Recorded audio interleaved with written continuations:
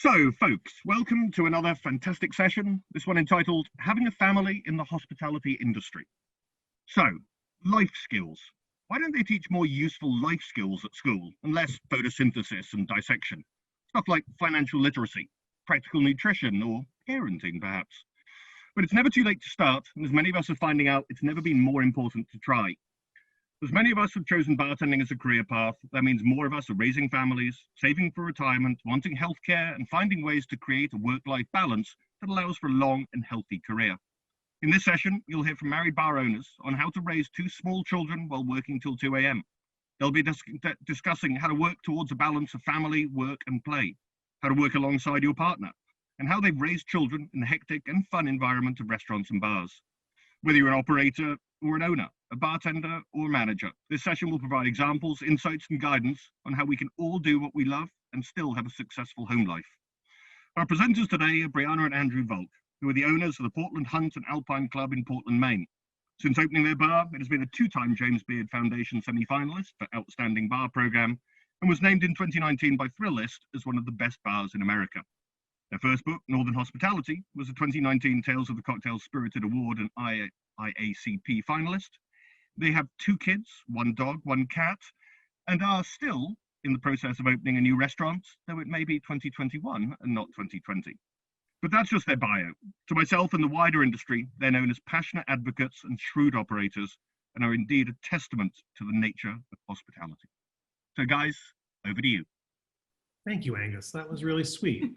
Appreciate that. I'm Andrew. I'm Briana. And we do own the Portland Hunt and Alpine Club here in Portland, Maine. This, of course, is going to be a little bit untraditional from a lot of seminars, but we did post our social media handles right there. At any point when you're watching this, if you have questions, feel free to pull us up on the internet and ask questions there. And I know that Bar Comment's also providing a way to ask questions as well. But I've been in the industry for 15 years, worked pretty much every position in front of house, and met Briana at a bar I was working at. She was my patron, I was her bartender. And we've moved across the country. We've opened a business. We do have, as Angus mentioned, two kids, a 3-year-old and a 6-year-old, and apologies in advance if they run through the background at some point, and also a cat and a dog. But we'll talk about the kids, I think, more than the cat and the dog today. Yeah, the cat and the dog are easy. Yeah, so let's see. What we're talking about today, when we figure out the technology, is balance. That really is the word that we kept coming back to when we started talking about how we do what we do, which is to say, operate a business, employ a dozen people, have two kids, figure out how to work together on a daily basis. But personal balance, social balance, professional balance, and family balance. And I think that, the way that we think about this, it falls into those 4 buckets. I mean, and one of the things when we talk about balance is we've learned so much just by throwing ourselves into the fire. It'll be 7 years, has been open for 7 years on September 5th of this year. And when the day we opened, I was exactly 3 months pregnant, and we had just found out we were having a girl with our first child. So it was very much, we had just opened a new bar and we're having a baby, and thought we could do it all and thought it was all going to be really easy. And, learning through our own experiences that there were, now if I could go back in hindsight, the things I would change, but also the things that us having lived this experience that we want to change for our staff who do have families or want to have families or in the process of, figuring all those things out, where how you can do that and, and work and be happy and feel like you have a fulfilling home life and professional life. I think it is worth pointing out right now that what we're going to be talking about really are tools and questions that you should be asking, not necessarily prescriptive behavior, but more questions and conversations that we have on a regular basis that inform our choices, and that every single person, for every single person, balance looks different. And it's very important to acknowledge that from the outset, and then also to acknowledge to yourself that balance for you now is going to look different than balance for you in 5 years. And reassessing your priorities, reassessing your actions, reassessing your choices on a regular basis is very important to particularly finding the ability, the balance and the time to raise kids, to operate a business and have a family, to have both a work life and an out of work life, which I know for a lot of people, and a lot for myself in particular, getting into the industry, it was 100% hospitality and restaurants and bars all the time. And stepping away from that and finding, the choices that I made when I was 22 are not the same choices I'm going to make when I have a pregnant wife, or the choices that I'm going to make when I have a 6-year-old at home. For instance, hangovers when you have a 6-year-old are awful. Really, the answer there is just don't drink so much. Don't have a hangover, because it's not quite as much fun. That's our whole seminar. That's it. We're done. No, not even close. But talking about personal balance to start with, I think really the most important part to stress here is that you can't take care of others. You can't take care of your guests, and you certainly can't take care of your family if you don't take care of yourself first. And there are so many people out there and so many different resources for self-care and for all sorts of different aspects of this. But I think that it's really important to acknowledge that you start to start a family and to start, taking your job seriously and start taking your family life seriously. You have to take yourself seriously first. And one of the things, we're in a unique situation where we work together, live together, raising a family together. So we're together a lot more than most people probably, which I think definitely has prepped us well for COVID and having to self-quarantine. But one of the things that we've learned through each other is our ideas of self-care are very different. And so being able to have that open communication and, finding out for yourself what you need, and then, actually being able to communicate that to your work and to the people who you live with and to your family is really important. I learned with Una, our oldest, I worked up until the day I went into the hospital. And then I took 6 days maternity leave, I believe it was, and then was back at work. And was something I absolutely thought I could do and did, but with our second child, I realized that was not taking care of myself, and I was draining myself so much that I made sure I didn't do that the second time, and I put a plan, and was lucky enough to be able to put a plan into place to be able to do that. So, a lot of it is learning from what you've done before and realizing what hasn't worked, but it is really important to find what that is for you and be able to use it and find times to use it.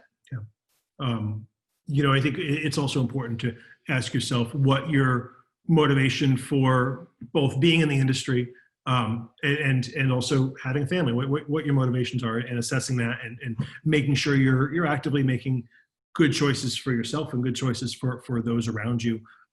Again, really the sort of the crux of it is knowing yourself, or at least knowing enough of yourself to know what you can do and what you can't do, and being honest with yourself about that. But I do think it's very important for every individual, no matter your personality type, to be taking care of yourself, be making time for yourself in really, it can be very simple, healthy ways of going for a run or taking 5 minutes in the morning over coffee and not, and not engaging with anyone else, or just having a couple of moments to center yourself every day. Mm-hmm. Professional balance. This is always the really hard one that I see. And we have an issue with it, but we're in the very privileged position of we own our business. So, for us, finding professional balance is we don't really have to ask permission for that, where I feel like a lot of people feel like they need to ask permission to create balance and to find balance, especially, when you are working for somebody else. And a big part of that is, first off, starting by creating boundaries. I think it's really important. And we encourage everyone at Hunt to make sure that they don't bring their work home with them, that they, one of the nice things about the hospitality industry, aside from, maybe you bring your work home in the sense of being upset about an experience or something like that. But, there isn't a lot of work from home or being forced to work from home. And so, you can create these boundaries of finding your space somewhere where you can leave work behind and really take your own personal time, which I think is important for any career, but especially one where it's physically demanding and you're dealing with people all the time. So finding those boundaries, finding what they are for each person, and so you can do that. And especially when it comes in and you're bringing children into the mix, like when you create those boundaries and have them already made, it's really easy to then set the work aside and really fully focus yourself in your home and on your family. We at Hunt and Alpine Club, we use Slack for communication and would thoroughly encourage that if you don't use it. But teaching our staff to use their automatic replies, and so being able to essentially turn off notifications once in a while that, hey, your day off is your day off, and you really don't need to hop on there to tell the other bartender where the pineapple juice is, or something of inconsequential nature. Making sure that you take your time away. And in this industry where schedules are irregular and so often, it's something we all really enjoy doing. We want to be present. We want to be helpful for our coworkers, but you need to be able to create those boundaries and take your time away. I think also when we talk about creating boundaries, it's creating boundaries between your work and your home life at home, making sure that there are certain times with your family, with your partner, where you're not talking about work. Briana and I, we own our business together. We run our business together. We live together. We have kids together. But there are days where we say, look, we're not going to discuss work today. Like, sure, there are days where we set everything aside and work 7-15 days straight on, whatever's going on. And certainly amidst coronavirus, that is intensified. But there are also times where it's like, we are going to step away, we're going to go for a drive, or we're going to go sit outside, or we're going to, whatever it is that, that we're choosing to do, and we're not going to talk about work. We'll talk about the kids, we'll talk about family, we'll talk about anything else but work, which is really important. A lot, and we'll get through the rest of this, but I do think it's important to say that, and this is, I find myself saying this so often, particularly to people getting in the industry, this is what we do now is a profession. And that's a really exciting thing for some of us who have been doing this for 10, 15, 20 years. It's a really exciting place where this is being treated not just as a job or a paycheck, but it's being treated as a profession, and there's advancement. And with that comes the ability to treat this like a profession and take tools from other professions and see, we've started using different communication platforms, and we've started, looking to other industries and other, looking at our lawyer friends or our doctor friends or our teacher friends and saying, what are you guys doing to create that balance in your lives? And having those conversations is really important. One of the biggest things that I think is important in the professional world, whether you're in restaurants or anywhere else, is just open communication with your coworkers, with your managers, with your employees, with whichever role you fit in the restaurant hierarchy, making sure you're talking to people above you, below you, and across from you. Both for, hey, this is what I'm doing for myself, but also what is it that you're doing for yourself, and how are you making sure that you're taking care of yourself? There's always a line of professional conversation to personal conversation, but I do think that talking with your coworkers around issues of balance is incredibly important. Yeah, it's something that we do regularly during our staff meetings that we have bi-weekly, but also, the past few months we opened up back in May for outdoor dining and to go. And the past few months have been especially stressful for everyone in hospitality right now. I don't think I need to convince anyone of that. But one of the things that we've been doing over the past few weeks now, as we're kind of getting our feet under us and having enough people on hand to cover shifts and stuff, is we've been making each member of our staff take 5 days off in a row. And just have literally been, for a couple people who really like to work and will never take time off unless it's kind of handed to them. We've been really ensuring that so they can take time away and step away. And, especially right now, I think people need that, but, to have that kind of communication where, you can say when you need something. So especially when really stressful times happen, there's already those systems in place. So you're not trying to scramble and figure out what to do or how to communicate or how to ask. what you need is like, it's already there because we've been doing it and using those tools, which is really important. Yeah. In addition to communication, there's always and this always gets into, I think there's often conversations around mental health in our industry, but making sure that you're taking time for yourself every day, particularly during service or after service, taking a couple minutes and just letting go of whatever emotional baggage that you were dumped on by, the guest over at table 22 or your coworker, but making sure that you're taking time to process that, set it aside before you come home, and before so you aren't bringing kind of that baggage, I guess would be the best way of saying it, that bring that baggage from work to your home life, is also incredibly important for finding that balance. And then again, treating your job like it's a profession, treating your job like it's something that you can advance in. And it truly is at this point, which is an exciting place to be. But one of the ways that I think I always encourage people to do is get outside of your coworkers, your coworker group, your social group. Try and talk to people either across the country that are in the same roles that you are. Talk to, if you're an owner, talk to owners on the West Coast if you live on the East Coast, or in the Midwest, or in the South, or talk to people around the country about how they're not only, what cool drinks there are, but how they're finding that balance in their lives. Finding mentors within the industry and outside of the industry to just reach out and say, hey, how do I find balance? How do I handle my kid at the same time as handling this stressful event at work? Or how have you handled, the losing a manager and replacing them? And how have you seen what's worked for you and what hasn't worked?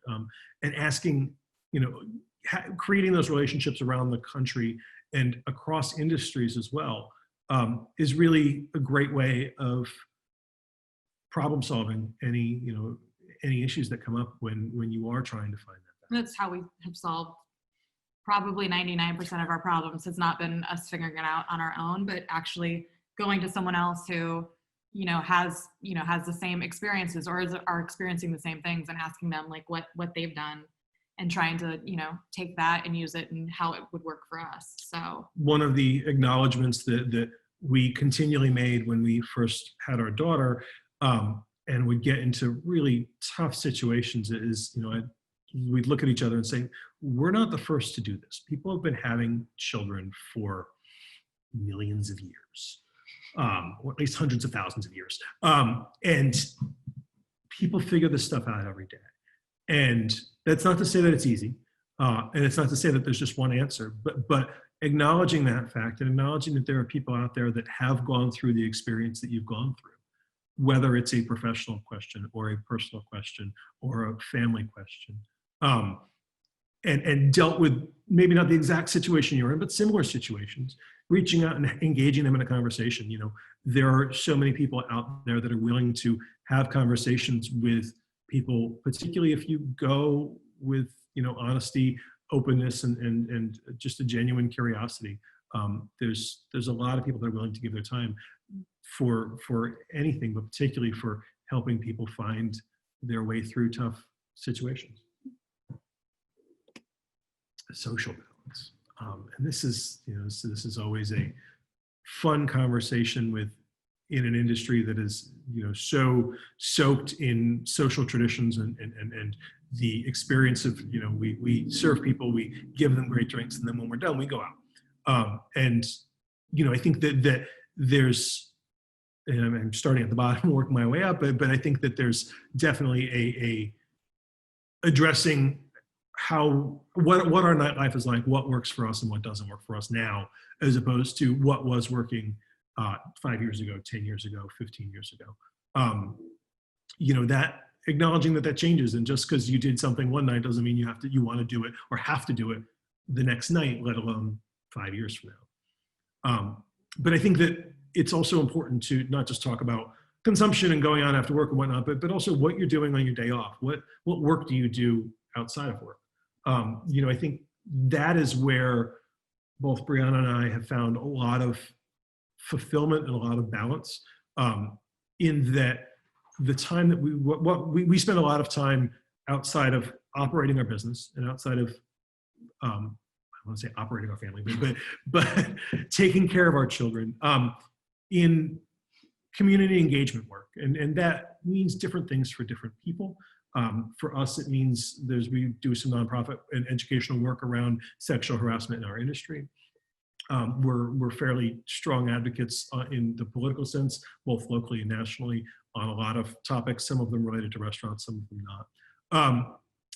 Well, Briana sits on a number of local boards, and that doing that kind of work, engaging your community in whatever way makes sense to you. And that can be anything from contributing to a community garden, to sitting on a board, to going out in the streets and feeding people, or I mean, these days, protesting, please. There's so many ways to do that.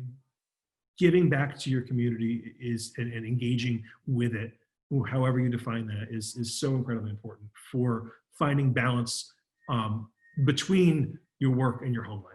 Yeah, I mean, and one of the things that is really nice about how you get to choose what you want to be involved in, and if you want to be involved in things, is, the boards that I sit on and the groups that I work with, like, have always been places that I could bring my children if I need to, so they get to experience that. But also, like, there'd be points where I would have a 2-month-old that I'd wear while I sat through a board meeting. And so I made sure that these were spaces that knew that I had a family and knew that, and would let me bring my family in if I needed to. I always thought it was, like, great for our kids to also, see that involvement and have some, and understand from an early age what it is like to interact with your community. But there's, always great things that can be even just really family-oriented activities that you can all do together, that really takes you outside of work and takes you outside of the home, but is doing something that, is a great tool for everybody in the family. Yeah. And I do think that, and we've kind of hit this on every point so far, but it's really important to be asking yourself the question, is it fulfilling to you? Is it something that you want to spend your time with? Because when you have a family, when you operate a business, when you start having these conversations around balance, you start to realize that there's only a limited amount of time, and you don't want to piss it away on stuff that doesn't give you some sort of fulfillment. And that fulfillment can mean and look so many different ways. But it's incredibly important to at least acknowledge, yeah, I'm spending time on this because it does scratch this itch for me in some way. And it's okay to be finding something that you're spending time on because it's important to you. This is the family part. This is the fun one. We'll get into sort of the balance of family, but I do think right from the top, it's important to say that restaurant industry families are, one, awesome, but two, very different, and can look very different than a lot of other families out there. And sort of the way that we spend our time is often not the same way that our kids, friends, parents spend their time. That, our children one of them is going to first grade. We see lots of their parents and lots of their friends' parents, and the way that they operate and the way that they spend their time is very different. And it's okay to have that. I think finding, when you have kids, finding parents who are in similar situations, not only with kids around the same age, but similar situations around schedule and around beliefs and around a lot of different similarities is incredibly important. Yeah, and one of the things as business owners that we've become to realize after having kids is, they're generally, more and more places are providing healthcare and those things, which is great. And, we're doing that. But things like maternity leave and paid family leave has become really important to us, and trying to figure out how to be able to do that so we can also, create the family balance for the people who work for us. And I think they're conversations that we as a profession need to be having and should have started having a long time ago. But how to do those things so then we can do all these other things that we're going to be talking about, like childcare and uninterrupted family time. So those are always topics that we're still trying to figure out exactly how to do correctly, because there aren't a lot of models of places that are, have a dozen employees and offer paid maternity leave and things. So it's really, again, going back to trying to talk to other people who've done it, but also realizing like this is one of the few things we're kind of left out alone, or feel like we're left out alone in. So some of the really important things that we found very helpful and very kind of the highlights of conversations that we have. One is childcare. How, when you're at work, how is your child being taken care of? For us, we work together, and so our schedule often aligns, but we also, because we work for ourselves, have found ourselves with the ability to take our children to work fairly often. I can't say that they often sit through a full dinner service, although early on we did bring our kids in a little bassinet and would rock them while we were hosting at the restaurant. But it's also important to find great childcare, or at least it's important to think about childcare as an integral part to your life. We've been fortunate at times where we've had a sitter whose schedule aligned with ours, that we would be out working service until 1 or 2 in the morning, and she was a college student that was perfectly comfortable just sitting up and doing work on the couch, and we'd come home and that was great. But understanding that your scheduling realities in the industry are very different than what most childcare looks like.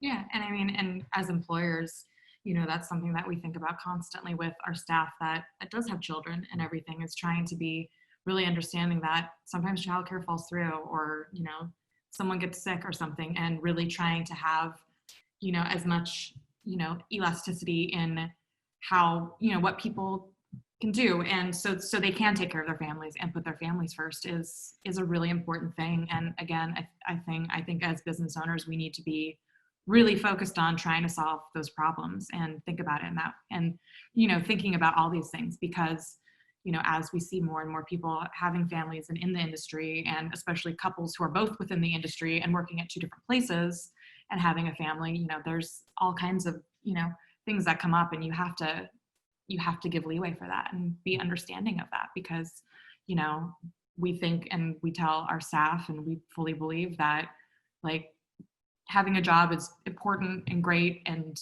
being great at your job is great, but like your family should really be the important thing and the focus. And transitioning to the next point, making sure that there is uninterrupted and focused family time in your life on a regular basis. Making sure you're setting aside that time at appropriate intervals, whether it's daily or weekly. And this isn't just setting time aside for yourself, it's setting time aside to spend with your family. Speaking of which, they're running around right now. I got a 3-year-old on the loose. But spending family time, spending time with your family, making sure that you are focused on them. And look, family's the most important thing. And finding that time on a regular basis is incredibly important.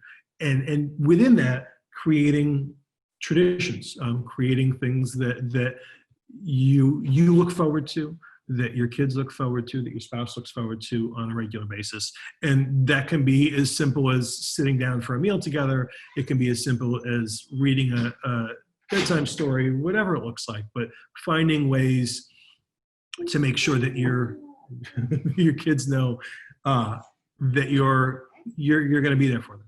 Yeah, I mean, and I think the little traditions are almost more important than trying to get them out of the room.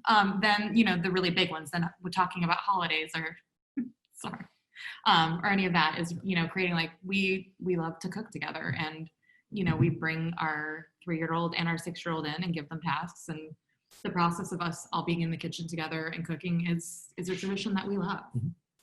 And also understanding that again, in this restaurant industry, families are necessarily and wonderfully so different, and not being afraid to expose your kids to sort of the fun parts of restaurants at a very early age is pretty cool. Both our kids have been to Tails. Both of our kids have been to Tails. That's because we got a nanny. So We'll fix that. but I mean, showing them the social side of things and the fun side of things, and showing them, infusing with them some of the excitement about making drinks and food that we all share in our industry, is really fun. There's so many things that we do in our industry that kids really enjoy. I can think of recently, I've been bringing our daughter into just during the day to take care of errands and this, that, and the other. And she's been grabbing some of the fresh fruit and like making herself a blueberry lemonade every day with the help of one of our bartenders. And now she likes shaking and all of that. And it's pretty fun and cute. And she understands that's when she goes to work, that's something she gets to do and she can look forward to doing. But also then there's the bad side to it where you worked an 8-hour shift and you come home and your kids want to play restaurant. So there's the good and the bad in there always. Yeah, but it's definitely embracing the quirks of our industry, of our lifestyle, and making sure your kids see the fun side of that. Look, I think at the end of the day, that makes them stronger, more interesting people. The fact that my 3-year-old and my 6-year-old can each put down a dozen oysters, and I have friends who won't touch those things, like it is pretty awesome, I think. So what needs to change? We've talked a lot about hopefully giving you tools and questions that you can use to answer to yourself, you kind of assess your life, assess your situations. But what needs to change structurally? And I think that there are things and questions that each level within a restaurant can address and ask. As far as employees go, first taking on yourself and asking yourself the questions of what do you need to find balance, and then asking your employer for that. Because again, this is, what we do now is a profession. It's a career. It's something that, there are these expectations and this back and forth that should happen between employees and employers. As far as if an employee came to me and said, hey, to find this personal balance, or this new thing has happened in my life, or I'm starting a family, I need to find change here. I can think of one of our now manager at Alpine at one point was working, the close shift, and at some point came to me and said, look, I'm this old, I've got these 2 kids, I can't be out till 2, 3, 4 in the morning. How do we find that change? And we were able to shift his roles and shift his schedule to a point that made a lot of sense, and end of the day made our business stronger, frankly. But without him coming and asking for that never would have happened. So making sure that you're taking on yourself, and then you're bringing that and communicating that with your employer, and pushing your employer for the important questions of what are you going to do if I choose to have a family, or so-and-so chooses to have a family, or, making sure that your employer is ready for any of these questions that you're asking yourself. And finding the paths of communication that are best and most comfortable for you too, because, not everyone communicates in the same way. And so really finding, utilizing the tools that already exist within your company, or maybe bringing a tool that you think would be really helpful to them. But finding the way that's best for you to communicate, so you feel like you're heard and you're communicating in the most direct way possible, so people also understand what you need. As far as managers go, there's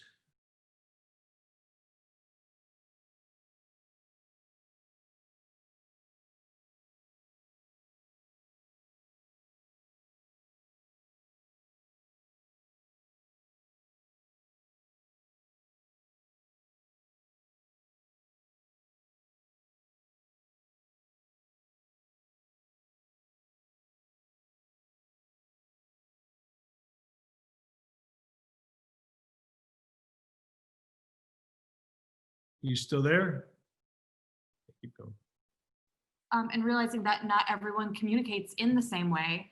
And so, with that, really reaching out to people and, talking to them, because, we've learned so many times that even if we go, hey, the door's open, come ask us anything, bring anything up, that, that doesn't necessarily mean people are going to step through that door or feel comfortable stepping through the door. And so really trying to recognize that, and, having continual conversations and continually asking questions is really important. Yeah.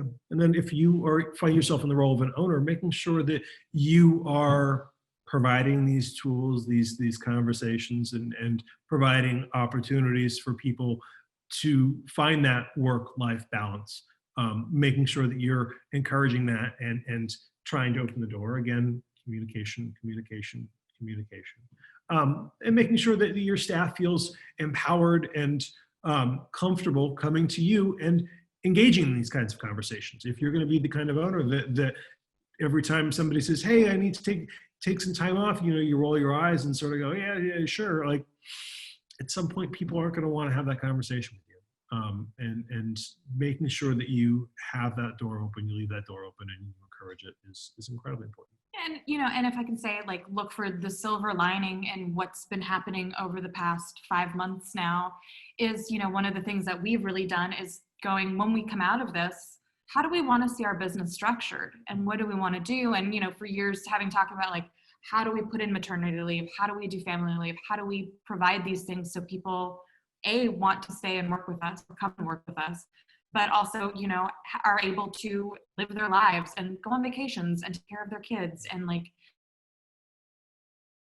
see school play and have access to that as well. And so really taking the time now to figure out how to do to ensure that 100% and doing what,